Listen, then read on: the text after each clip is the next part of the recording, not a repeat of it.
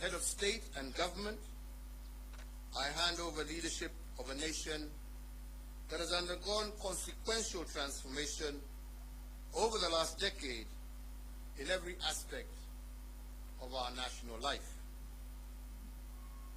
With the mandate you bestowed upon me, my administration, together we have fostered an integrated devolution as a way of life in our country.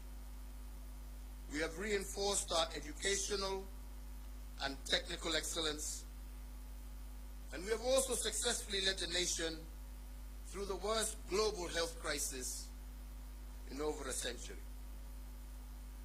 We also turned a number of challenges that we inherited and those that emerged during our tenure into areas of opportunity for a better Kenya. The baton we received from the late President Mwai Kibaki was carried through. We built on his legacy and indeed on those of the previous two administrations in every area of public life. We built on the late President Daniel Arap Moi's love for education that was further built upon as free primary education by President Mwai Kibaki, and with the mandate that you gave me, we institutionalized free secondary education, thus heralding a 100% transition from primary to secondary education. To further enhance the competitiveness of our workforce, we have placed the nation on a pathway to competency-based curriculum, which institutionalizes a system that seeks to nurture creativity and innovation in our children. Aware that insecurity can break the chain of our national development and deter the realization of the national anthem's promise of plenty within our borders, we have built on the work done and created a much improved security environment. Critically, we muted the wave of terror attacks that had placed a stranglehold on our nation, reduced crime rates, and secured significant progress in terms of illicit trade in firearms and other long-standing security challenges. We achieved this by retooling our security organs and making them more capable to address the dynamic, contemporary security challenges that Kenya faces. To realize the dream of equitable development, we have fostered and given impetus to the devolved system of governance. In line with the 2010 Constitution, we institutionalized devolution and forever changed the face of Kenya. Through devolution, government is now much closer to the people, with Kenya shillings 2.5 trillion transferred by the national government to the counties from 2013 to date. Now Wananchi's needs can be heard and addressed in real time, and the funding transferred to counties can be better aligned to the priorities at the local level. With the mandate you gave us, we pursued the vision of previous administrations for greater economic integration within the East African region and led the push to admit the Democratic Republic of the Congo into the East African community. With this singular move, the East African Community Common Market grew by 90 million people, yielding an expanding market of 300 million persons and the consequent enhanced opportunities for Kenyan enterprises. Building on the place of pride earned by our forefathers, we fortified our global footprint. Our non-permanent membership in the UN in the UN's Security Council has amplified Kenya's voice on international peace and security matters. Indeed, from 2013 to date, we have had over 100 inbound and outbound state visits, hosting heads of state and government from across the world, and Kenya is now a consequential voice and an undisputed leader in continental and global issues. This has enhanced opportunities for Kenyans in both the diaspora, but also within the international civil service.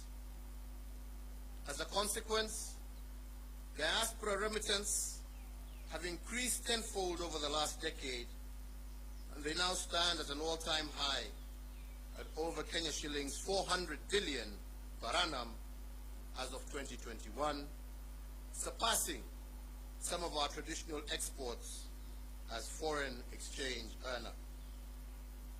We have also built on the aspiration of the independence generation to foster inclusivity and gender parity.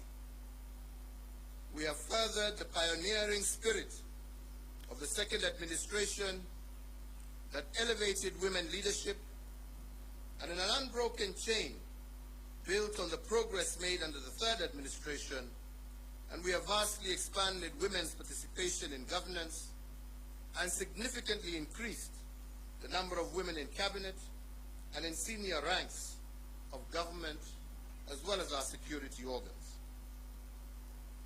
Indeed, we have built on President Mwai Kibaki's path-breaking investment in infrastructure.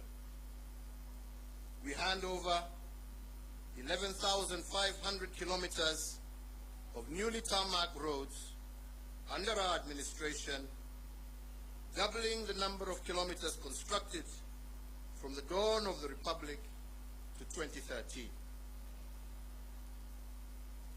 My administration has upgraded Kenya's infrastructure in terms of roads, ports, bridges, fiber optics, power generation and transmission, and as a result, Kenya now stands out as an investment destination of choice and a continental as well as a global hub.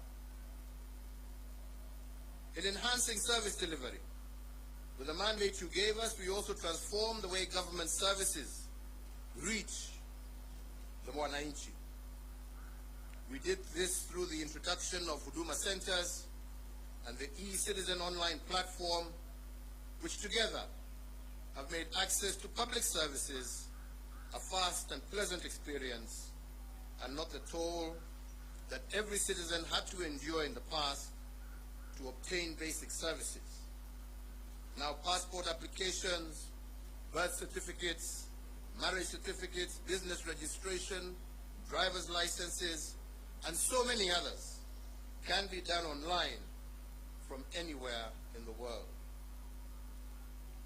As a digital government, we successfully transitioned from analog to digital television and radio, resulting in the country today being home to 130 TV stations, up from 14 in 2013, and 204 radio stations, up from 130 in 2013. These figures do not factor the massive expansion in the digital space that has seen many hundreds of thousands of Kenyans successfully monetize various digital communication avenues. I have immeasurable pride in having the magical tag of Made in Kenya affixed to a much wider range of products, and my administration has reinvigorated domestic manufacturing and diversified our exports of finished products.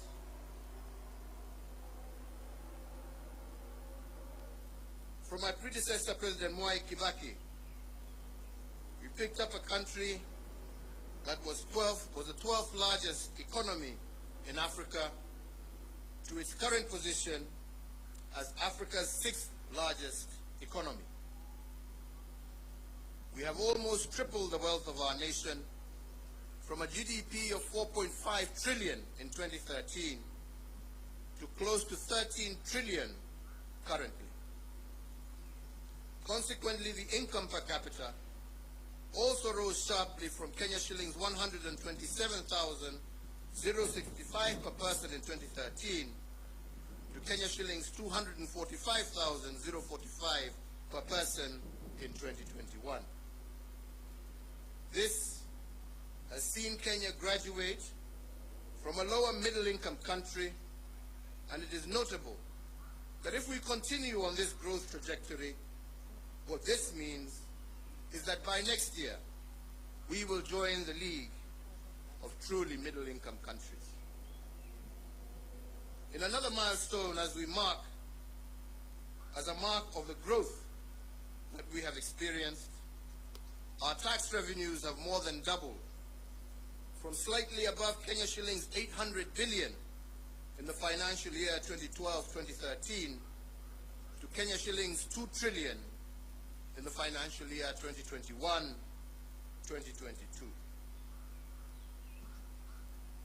The dream of our forefathers was to rid the country of disease, ignorance, and hunger.